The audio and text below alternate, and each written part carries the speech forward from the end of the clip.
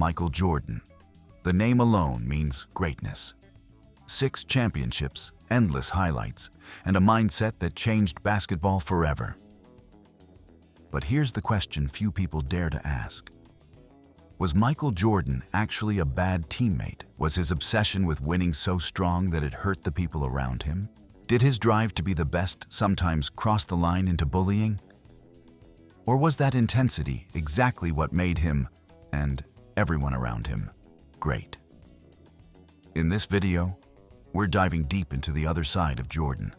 The fights, the arguments, the leadership that pushed teammates past their limits. Was it tough love or just too much?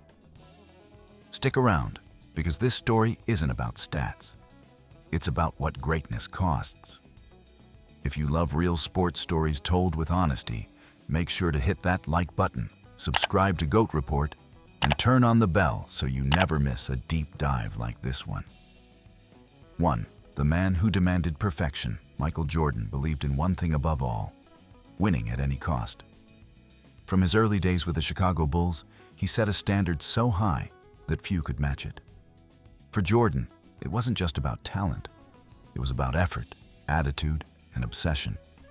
If you weren't completely locked in, he didn't want you on his team. Many of his former teammates said Jordan often used fear to push them. One even admitted that players were always on edge around him. They never knew when he might snap or call them out in front of everyone. But that was Jordan's way of getting the best out of people. As he once said, winning has a price. Leadership has a price. And for those who played beside him, that price was often discomfort, tension, and pressure, but also the experience of playing with the greatest ever. 2. Verbal attacks and humiliation. Michael Jordan was never afraid to call out his teammates, sometimes harshly. He believed that pressure made people stronger, even if it meant hurting feelings. Reports from Business Insider said Jordan would often insult teammates during practice, mock their effort, and even challenge them to fights just to test their toughness. One famous example was how he treated Scott Burrell, a quiet reserve forward. Jordan constantly teased and pushed him, trying to make him snap. In The Last Dance documentary, Jordan admitted he did it on purpose. He wanted to see who could handle the pressure. To him, that was the price of being on a winning team. But that raises a question. Was that real leadership or just bullying? Did his tough love make the team better, or did it leave scars that never really healed? It's a fine line, and Jordan often walked right on it. 3. Physical confrontation. One of the most famous moments that showed Michael Jordan's fiery nature happened during a Bulls practice. The day he punched Steve Kerr. It started as a normal scrimmage, but quickly got heated. Jordan was being tough on Kerr, and Kerr didn't back down. He shoved Jordan in the chest, and in the next instant, Jordan punched him in the face. Coach Phil Jackson had to stop practice and send Jordan home to cool off. Later, Jordan admitted he felt bad and called Kerr to apologize. But that punch said a lot about his mindset. He couldn't stand losing, even in practice. For him, intensity wasn't something you could turn off. To some, this showed passion and leadership. To others, it crossed a line. It proved that with Jordan, the line between competitiveness and aggression was razor thin. And sometimes, even his teammates paid the price for it. 4. Teammates felt the heat. Many of Michael Jordan's own teammates later admitted they were scared of him. One player even said, "People were afraid of him. We were his teammates, and we were afraid of him." That fear didn't just come from his talent. It came from his intensity. If someone didn't give their best, Jordan made sure they knew it. After a bad game, the locker room could feel like a storm was brewing. Jordan's anger and frustration often filled the air. Instead of bringing the team closer, some players said it made them tense and quiet.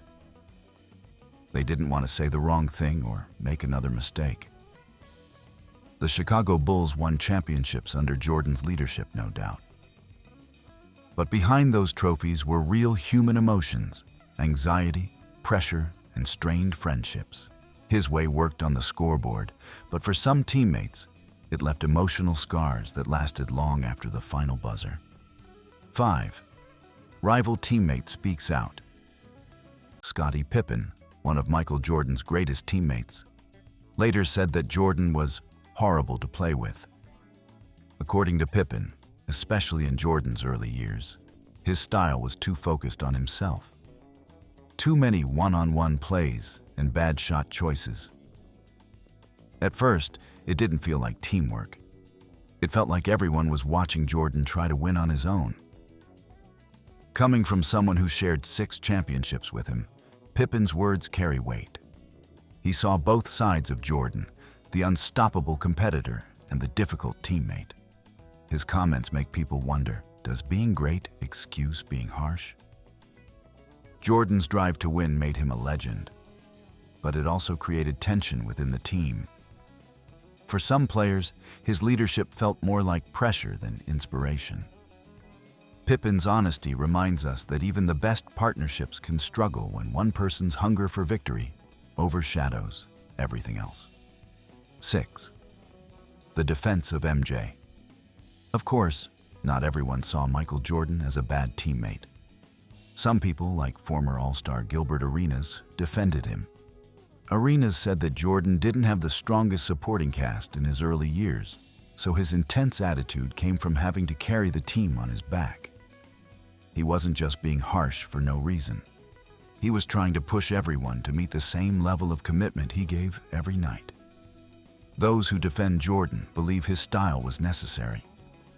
They point to the results: 6 NBA championships, 2 three-peats, and a dynasty that changed basketball forever. To them, his fire wasn't cruelty, it was leadership. They argue that greatness often requires uncomfortable moments. Maybe Jordan's way wasn't soft or friendly, but it got results.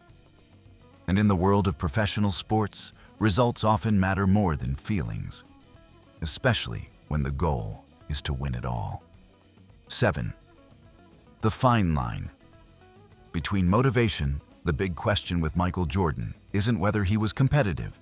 Everyone already knows that. The real question is, did he sometimes go too far? There's a fine line between being a motivator and being a tyrant. A motivator says, "I'll push you to be the best version of yourself." A tyrant says, "I'll break you down if you don't meet my standards." Jordan's leadership often danced on that line. Some days, he inspired his teammates to reach levels they didn't think possible. Other days, his harsh words, public criticism, and constant pressure left them drained and fearful. Many players admitted they respected him deeply, but didn't always enjoy playing with him. In the end, his leadership worked. The Bulls became champions. But it came at an emotional cost. Jordan's story forces us to ask, is greatness worth the pain it sometimes causes others? 8. Was the end justified by the means? Michael Jordan's career stats are beyond belief. 6 NBA championships, 5 MVP awards, and more scoring titles than anyone could count. His numbers speak louder than any argument. Many people believe that his tough leadership style worked because, in the end, it created winners. And in sports, winning is often seen as the only thing that matters. But there's another side to leadership. It's not just about results. It's about how you treat the people who help you get there. A true leader lifts others up, not just demands perfection. Jordan's intense drive pushed his teammates, but it also broke some of them down. So, the question remains, were all those championships worth the cost? Did Jordan's approach build greatness, or did it leave behind scars that success can't hide? His story shows that even winning can have a price. 9. Looking back with perspective. As years passed, some of Michael Jordan's former teammates began to see things differently.